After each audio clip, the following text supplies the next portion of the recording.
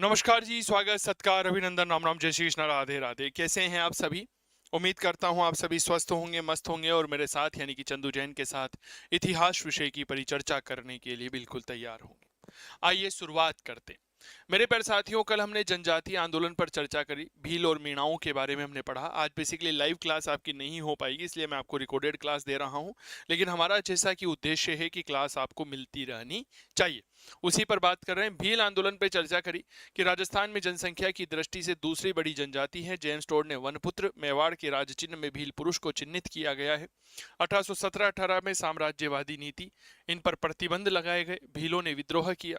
1818 में मेवाड़ रियासत द्वारा मेवाड़ रियासत ने भीलों द्वारा वसूले जाने वाले 2 करोड़ रखवाली कर, जिसे चौकीदारी कर कहते हैं, बोलाई कर, जिसे सुरक्षा कर कहते हैं, इस पर प्रतिबंध लगा दिया। भीलों ने विद्रोह कर दिया था। भीलों की इस प्रारंभिक विद्रोह का दमन 1823 में कर्नल लूभे ने किया। अंग्रेजों ने 1825 में बंबई में खानदेश भील कोपर्स, मेवाड़, भारत की पहली भील सेना, 1826 में अजमेर में जोधपुर लीजन, 1841 में खेरवाड़ा उदयपुर में मेवाड़ भील कोपर्स का गठन किया। 1881-82 में मेवाड़ महाराणा सज्जन सिंह के समय फिर से भील विद्रोह हुआ। गुरु गोविंद गिरी और भील आंदोलन, डूंगरपुर के भेड़सा गांव में 1858 में जन्म हुआ। गुरु का नाम राजगिरी था, जाति बंजारा थी इनकी। भीलों में शिक्षा यानी कि धर्म और सत्य की शिक्षा, सामाजिक जागृति के लिए यह भील आंदोलन चलाते हैं। गुरु गोविंद गिरी ने 1883 में सिरोही में संप सभा की स्थापना करी। इसका उद्देश्य भीलों में प्रेम और भाईचारे का विकास करना था। पहला अधिवेशन 1903 में मानगढ़ बांसवाड़ा में हुआ था। 17 नवंबर 1913 को भी मानगढ़ पहाड़ी पर संप सभा का अधिवेशन हो रहा था, जिस पर 104 वेलेजली राइफल, 7 राजपूत रेजिमेंट और मेवाड़ भील कोपर्स के द्वारा गोलीबारी कर दी गई। 1500 से ज्यादा भील जो है वह शहीद हो गए। गुरु गोविंद गिरी और पूंजिया भील गिरफ्तार किए गए, अहमदाबाद जेल में भेज दिया गया। वहां से रिहा होने के बाद यह कंबोई गुजरात गए, यहां पर देहांत हो गया और यहीं पर समाधि स्थित है। क्लियर हो गई? चलो सर, मोतीलाल तेजावत भील आंदोलन से जुड़ते हैं। इनका जन्म 1887 में उदयपुर के झाडोल ठिकाने के कोलियारी गांव में होता है। पिता का नाम नंदलाल था, माता का नाम केशरबाई था, पत्नी लहरबाई, उपनाम मेवाड़ का गांधी और बाऊजी। 1921 में वैशाख पूर्णिमा को मात्र कुंडिया, चित्तौड़ में एक जगह पड़ती है, यहाँ पर एक ही आंदोलन हुआ। उद्देश्य था किसानों को जागीरदारों के शोषण से मुक्ति दिलवाना। सर्वप्रथम जाडोल ठिकाने के किसानों और भीलों ने कर देना और बेगार करना बंद कर दिया था। तेजावत ने मेवाड़ महाराणा के समक्ष 21 सूत्रीय मांग पत्र प्रस्तुत किया, जिसे मेवाड़ पुकार कहते। सितंबर 1922 में मेवाड़ रियासत ने भीलों पर कुछ कर हटा दिए थे और इसी के साथ आंदोलन समाप्त हो गया। यहां तक उम्मीद करता हूं आप सभी के बात क्लियर हो गई होगी। आज हम एक अगले आंदोलन की ओर आगे बढ़ रहे हैं, जिसका नाम आता है मीणा आंदोलन। बहुत अच्छे से चीजों को समझिएगा।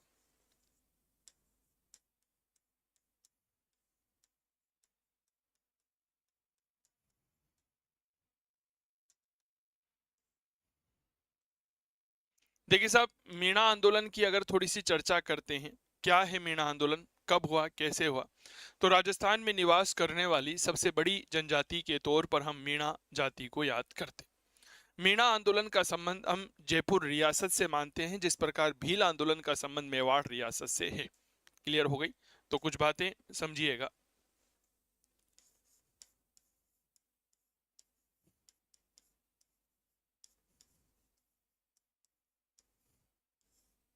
राजस्थान में निवास करने वाली सबसे बड़ी जनजाति, बिल्कुल आपने सही सुना है, यह क्या है? सबसे बड़ी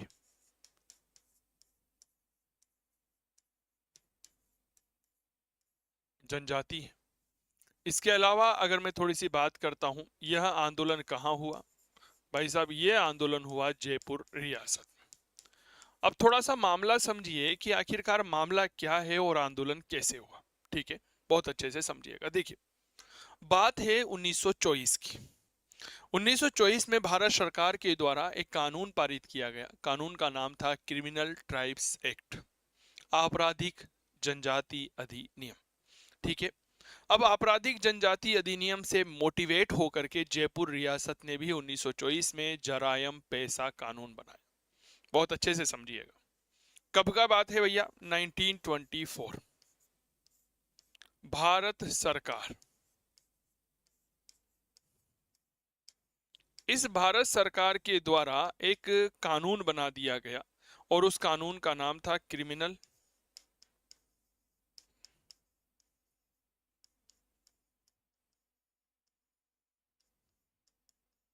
ट्राइब्स एक्ट, जिसे हम कहते हैं आपराधिक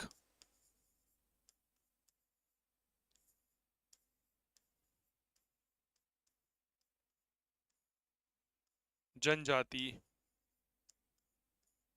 अधिनियम। क्या कहते हैं सर? आपराधिक जनजाति अधिनियम। अब इस अधिनियम से प्रेरित होकर के कौन सी रियासत प्रेरित हुई? तो भैया याद रखना जी, हमारी जयपुर रियासत इससे प्रेरित हुई।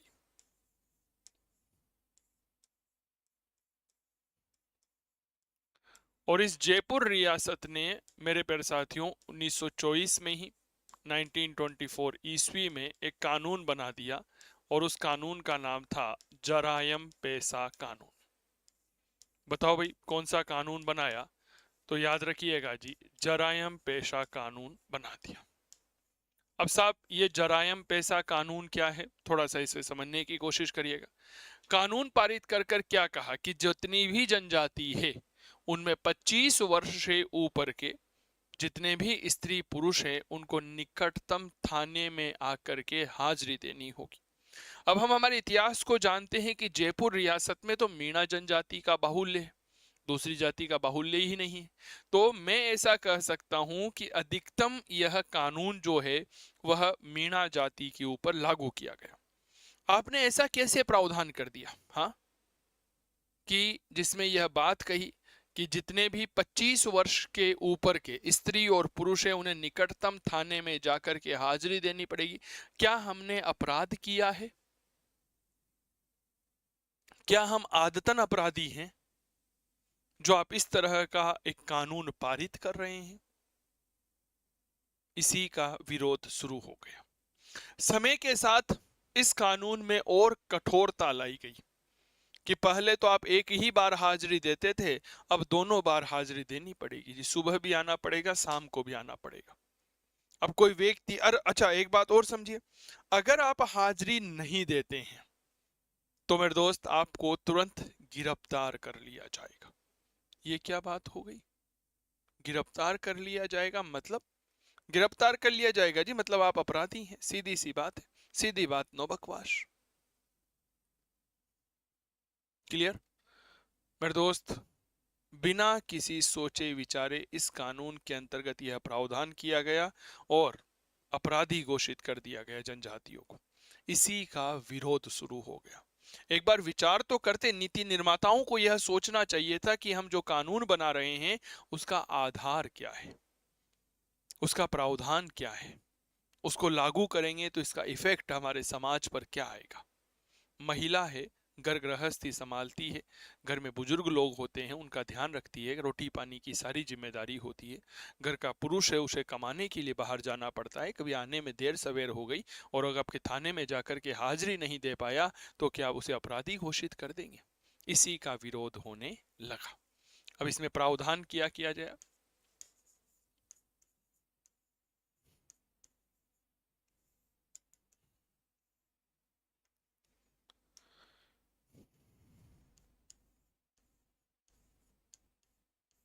25 वर्ष से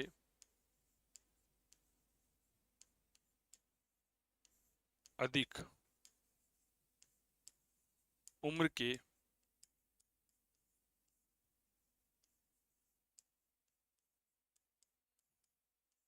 स्त्री पुरुषों को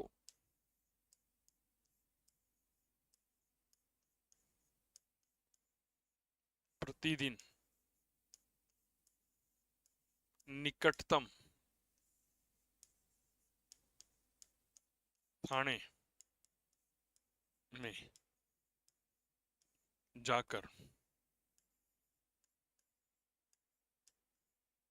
हाजिरी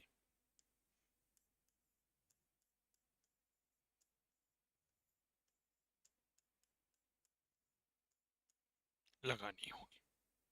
निकटतम थाने में जाकर क्या लगानी होगी? हाजिरी लगानी होगी। इसका मतलब भाई साहब इन्हें अपराधी बना दिया। 1930 में कठोरता में 1930 में इसे और कठोर कर दिया। 1930 ईस्वी में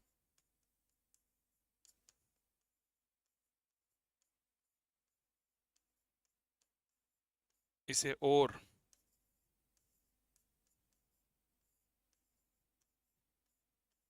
कठोर कर दिया गया। ये लो भाई साहब, और कठोर कर दिया सब। ठीक है, अब इसी का विरोध शुरू हो गया और इसी के विरोध के फलस्वरूप मेरे दोस्त 1933 में जयपुर में मीणा क्षेत्रीय महासभा का गठन हुआ, जिसके नेता थे छोटूलाल झारवाल और महादेवराम पापड़ी। ठीक है,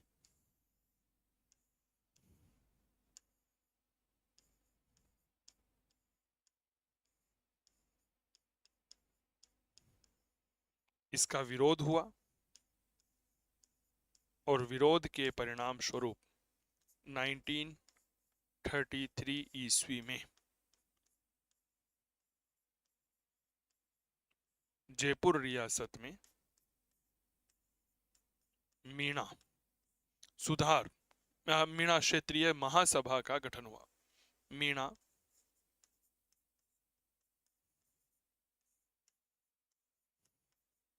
क्षेत्रीय महासभा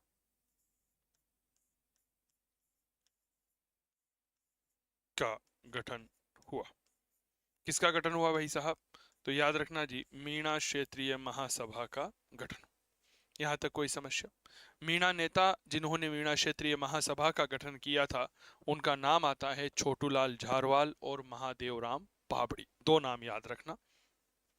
यहां पर जो मीणा नेता थे उन्हें थोड़ा सा याद रखिएगा। नंबर 1, पहला नाम आता है छोटूलाल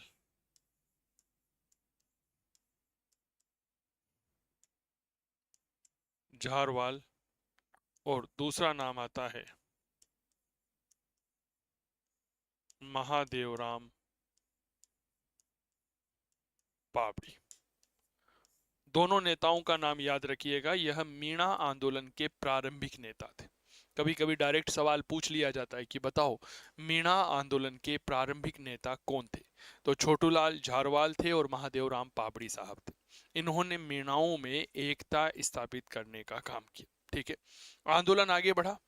घटना घटित हुई 7 अप्रैल सन 1944। मीणा जनजाति के लिए जैन मुनि मगन सागर का हम योगदान नहीं भूल सकते। 7 अप्रैल 1944 को जैन मुनि मगन सागर ने नीम का थाना में, जो पहले सीकर जिले में हुआ करता था, अब खुद ही अपना एक अलग जिला है, नीम का थाना में एक मीणा सम्मेलन का आयोजन किया। उस मीणा सम्मेलन में जैन मुनि मगन सागर ने यह बताया कि आप कौन हैं। यह सरकार जो आपको अपराधी समझ रही है, आप कौन हैं? आप कोई छोटे मोटे व्यक्तित्व नहीं है, आप भगवान विष्णु के मत्स्य अवतार के वंशज हैं। इस बात को बताने के लिए जैन मुनि मगन सागर ने मीन पुराण की रचना करी। कोटि कोटि वंदन है सब। मीन पुराण की रचना करी। इसी मीणा सम्मेलन में एक मीणा सुधार समिति का गठन किया गया और इस समिति के अध्यक्ष बने डॉक्टर बंशीधर शर्मा। क्लियर हो गई? तो आइए चर्चा करते हैं।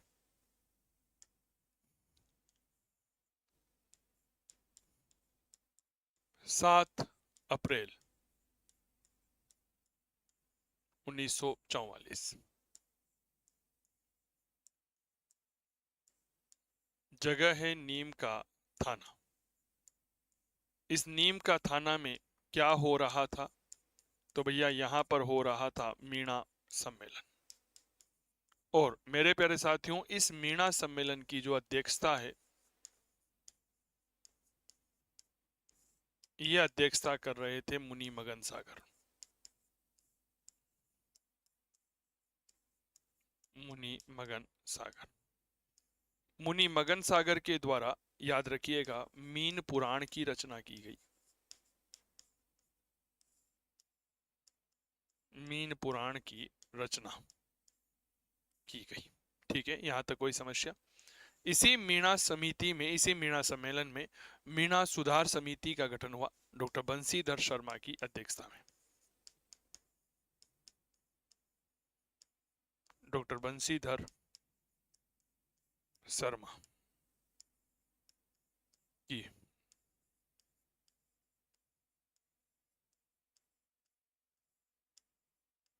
अध्यक्षता में मीणा सुधार समिति का गठन हुआ।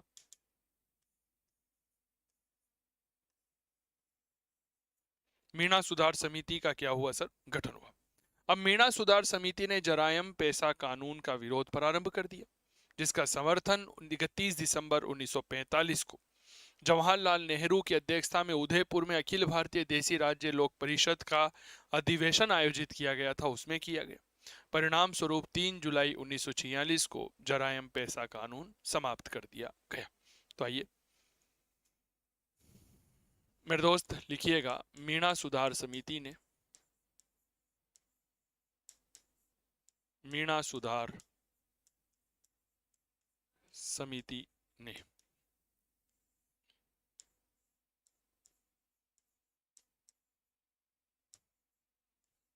जरायम पेशा कानून का विरोध किया।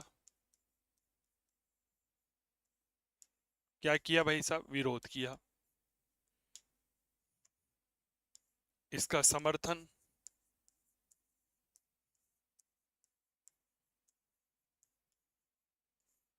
पंडित जवाहरलाल नेहरू द्वारा 31 दिसंबर 1945 में उदयपुर में आयोजित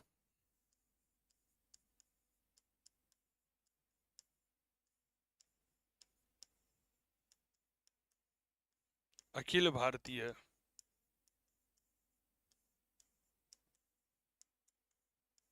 देसी राज्य लोक परिषद के अधिवेशन में किया गया। अधिवेशन में किया गया। आप याद रखिएगा, अखिल भारतीय देसी राज्य लोक परिषद की स्थापना सन 1927 में बंबई में बाबा रामचंद्र राव की अध्यक्षता में की गई थी। इसके उपाध्यक्ष बनाए गए थे श्री विजय सिंह जी पति।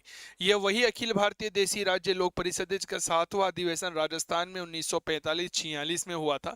31 दिसंबर 1945 से लेकर 1 जनवरी 1946 तक। क्लियर हो गई? यह वही अखिल भारतीय देसी राज्य लोक परिषद है जिसने प्रजामंडल आंदोलनों का नेतृत्व किया था। परिणाम स्वरूप 3 जुलाई 1946 को जरायम पेशा कानून समाप्त कर दिया गया। अगली बात लिखिएगा, यह स्वर्णिम अक्षरों में लिखा जाना चाहिए, तो लिखिएगा परिणाम स्वरूप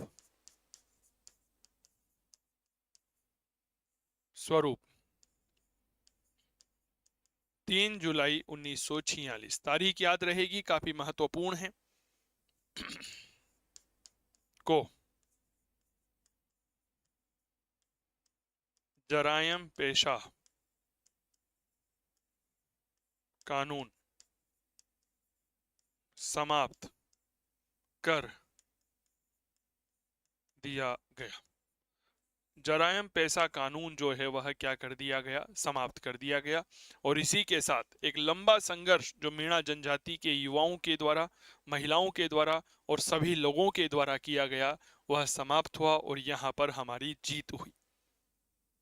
गजब का आंदोलन सर, बहुत शानदार। कोटि कोटि वंदन हमारे युवाओं को, हमारे देश के नौजवानों को। तो सर मीणा आंदोलन की हमने चर्चा करी। मूल रूप से राजस्थान में निवास करने वाली सबसे बड़ी जनजाति है। जयपुर रियासत में आंदोलन हुआ।